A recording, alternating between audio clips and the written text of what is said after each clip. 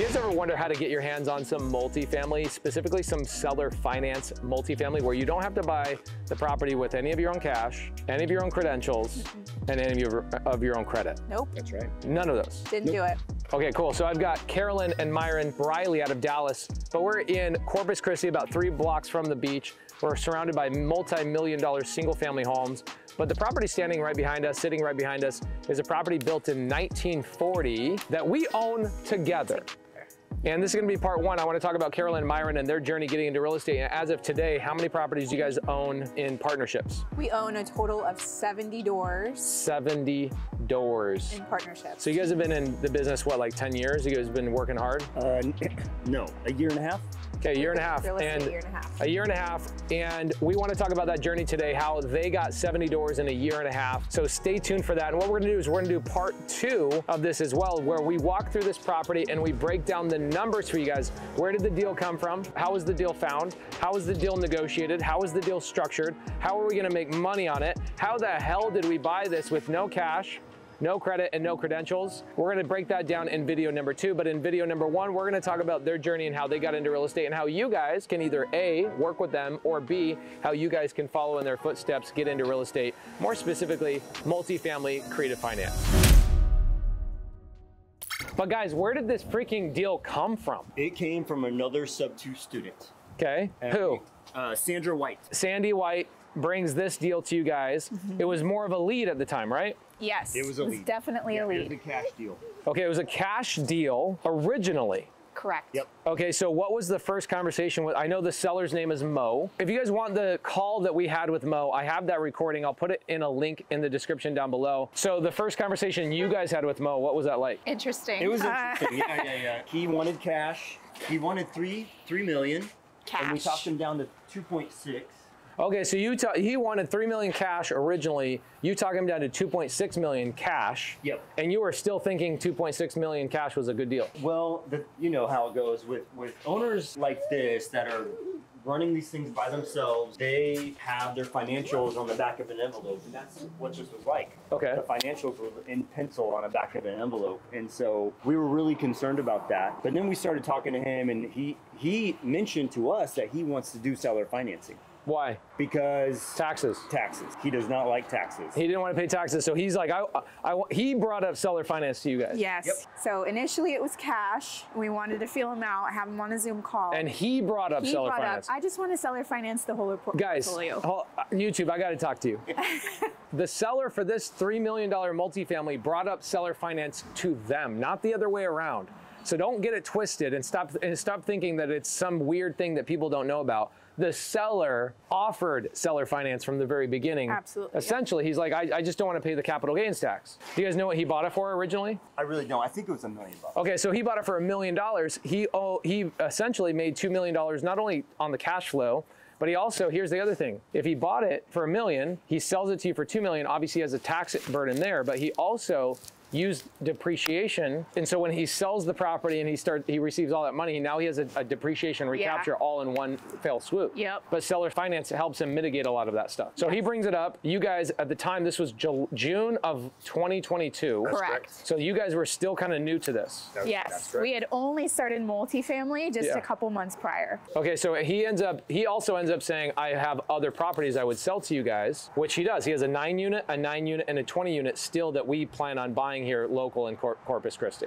Correct. Okay, cool. So what was the final strike price that we ended up settling on? For this deal, it was $3 million. Okay. On a 50-year note. Okay, 50-year note, guys. That means that the seller, Mo, is giving us, our partnership, 50 years to pay his payments. 50 years. How does that benefit us for 50 years? How does that help us? Our payment is very low. Okay. The longer the payment, the lower the payment. It's kind of like when you go to a car dealership and you say, I can't make that payment. This car dealership isn't going to say, hey, let's lower the purchase price. They're going to say, instead of paying it off in 4 years, you can pay it off in 7 years, and it lowers your payment down so you can afford the purchase price. He didn't want us to give him a lower purchase price, but he was willing to make sure, as long as he got his stinking $3 million, he was okay with a 50-year term. Correct. Yep. Okay, but how much money down? He started at $500,000.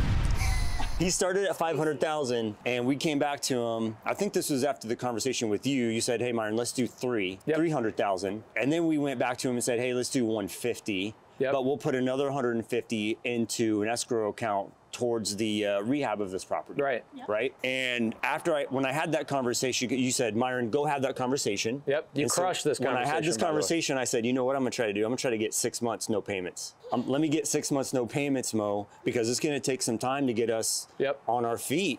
He says, I'll do 3 months. Okay. So 3 months.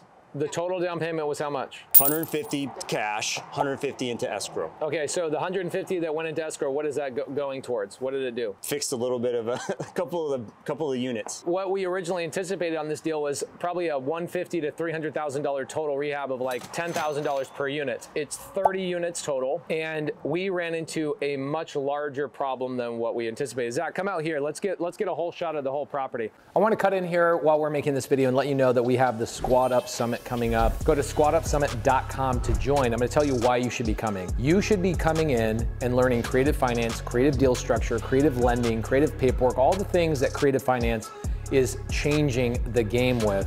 My community is coming out. Subto, Astro, Gator, Vina Jetty's community, top tier transaction coordinators are coming out. All the people that do the creative finance paperwork, yeah, you're gonna meet them there. So if you feel like you're an island out there, like maybe you've read this book, right? You've read Wealth Without Cash. You're like, okay, what next? Cool. Well, now you know what you can do. You know what's possible.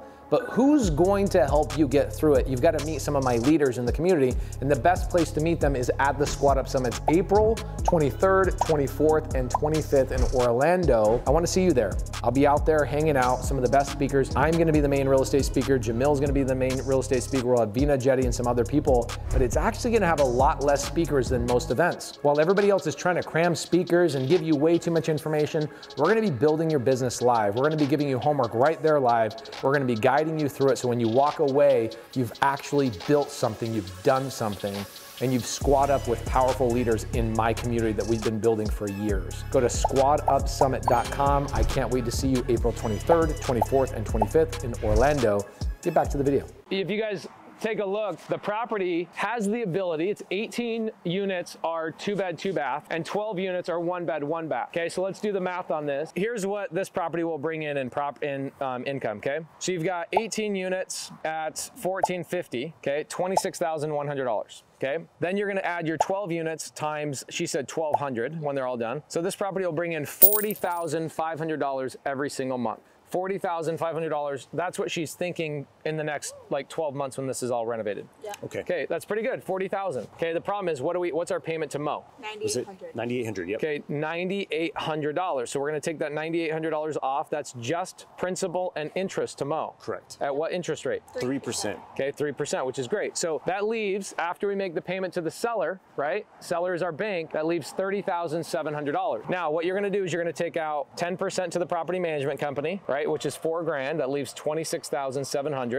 Now, here's the challenge with the rent here. What does the rent include? Utilities. Utilities. So you're going to take out about $5,000 a month in utilities for this property. So you're at $21,700. So payment to the seller's been made, payment to the utilities have been made, and payment to the property manager has been paid. You still have $21,700 left over. Okay, great. Now, what you've got is you've got about $5,000 in miscellaneous repairs on a monthly basis, right? One unit this, one unit that. It's about $5,000 a month on a property like this, okay? You're now at $16,700. Now, we've got property taxes and insurance, okay? So do you remember what Heidi said about property taxes and insurance? Property taxes are about $3,000 a month on this property. Okay. Okay. And then our insurance is about $2,000 a month on this property. So another $5,000 out. Okay, so here we go. This property, after management, expenses, everything, will cash flow $11,700 every single month. Now, depending on how much money we have to raise for paying a private money lender, this property will do pretty well. I call properties like this boss killers. Do you know why I call it that? Why? Boss killers. Think about it for a second. It's a boss killer. Most people would quit their job if they could make $11,000 a month. Oh, yeah. Okay, I got it. Right? I'm going a totally different route, but yeah, let's not. Maybe I shouldn't call it a boss killer. For me, I look at this, I go, one property like this, $11,700 a month after everything's been paid and you have an extra $5,000 a month in like buffer and whatever else. Now, let's go over the problems on the property.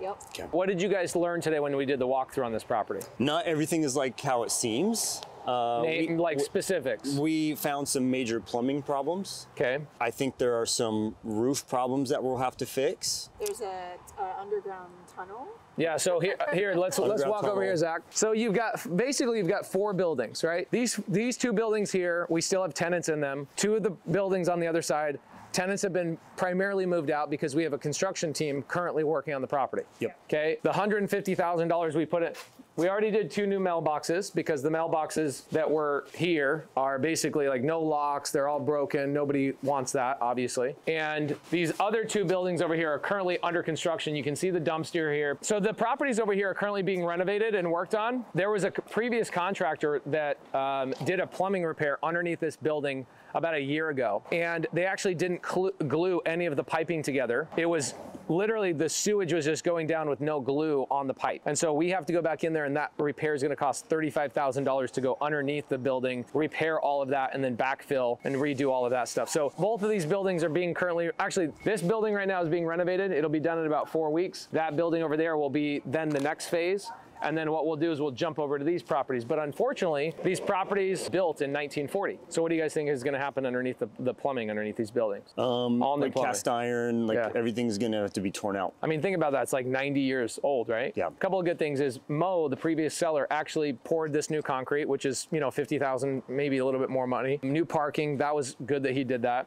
All new meters, all new electrical, everything's been re-ran, which is nice. The problem is the plumbing wasn't worked on. Right. So in the process of us redoing all of the units, this is the issue we ran into. Let's go take a look at this. And I want you guys down in the comments, make a comment of how much you guys think the renovation costs are gonna be. And let's see how close you guys are. Our original thought was about $10,000 a unit. The original thought was to do kind of a make ready. By the way, this is the plumbing issue here, is that all the plumbing it's underneath the property. It's all new. We opened up the walls, and the walls we found everything had been basically decaying. Everything has to be reframed. There was no insulation in the units. And so we're tearing everything apart, rewiring everything, re-drywalling everything, new electrical, new plumbing, new drywall, new insulation, all new floors, new bathrooms, new kitchens, new countertops, appliances, literally everything's gonna be brand new. So instead of you being at $10,000 to $12,000 a unit, 30 units, our original thought was about 300 grand on the interior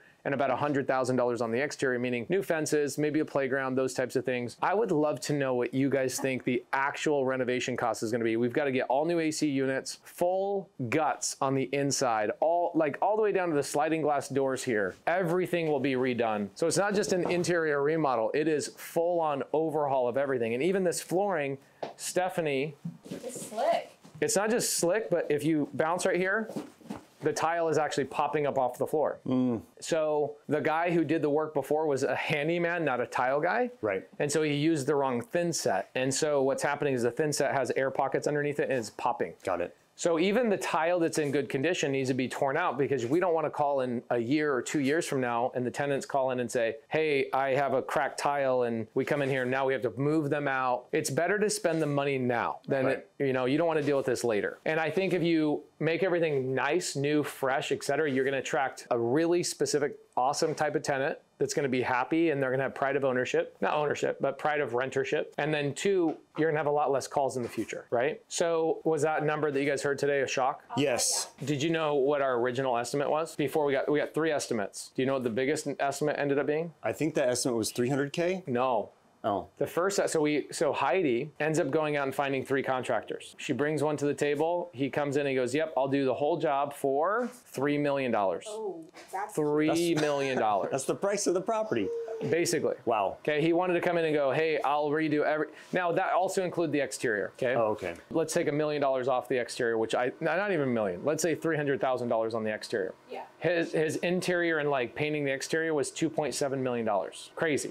Crazy. Okay, so second estimate comes in $1.8 million. So that guy's $1.2 million lower than the next guy. How could people be that far apart? They look at the situation. Right. Everybody's taking advantage right now, as they should. If you're a contractor, you should be taking advantage, because when the economy softens and it makes it challenging for you to feed your family, hopefully you're saving your money. The actual number that we got quoted was $930,000. What's the likelihood that she actually stayed on budget? I think She's pretty dang good. That's She's good. Budget. She was trying to keep you on budget today. Well, that's the problem is like, so here's what happens. I'm going to give you guys a couple of tips. Write this down. Remember this. You get an estimate from a contractor, okay? And they come in and do an estimate for you. $930,000 is the number. That's the number, 930 grand. And I start going, why are the windows not the right size? Oh, well, because that costs more money. Okay. By the way, 8 units share 2 hot water heaters. I go, okay, well, at least we're replacing them. Oh, no, that's not included in my number. I'm not changing my budget. It's that a contractor will never include everything. They always figure out, how do I make it so the units are workable? I don't want my tenants paying $1,450 a month sharing hot water heaters. Right. Like, we'll never get that rent. So think about what else could potentially not be included in all of this stuff. I'm going to take a guess that our estimate for the renovation is $930,000 and that she's going to go over budget 100 grand. That's reasonable. Yeah, so our original estimate thought process was like $300,000. So what I've got to do is I've got to go and raise capital from a private money lender to bring that money in. Okay, so guys, here's what we've got. I've got a handful of things that I've done with Karolyn and Miron. I want you guys to go check out those videos. We'll put a link in the description down below. Also, a lot of people will say, how do you structure your private money, right? How is the deal structured? What I'll do, guys, is I'll give you a link to a handful of raising private capital trainings, completely free, show you guys how I raise capital. Or you can go on the Pace's YouTube channel, go Pace Morby Private Capital, and there's a 4-hour training on there. It's like 4.5 hours. Go watch that, and then click the link in the description down below because I want to make sure you guys understand this.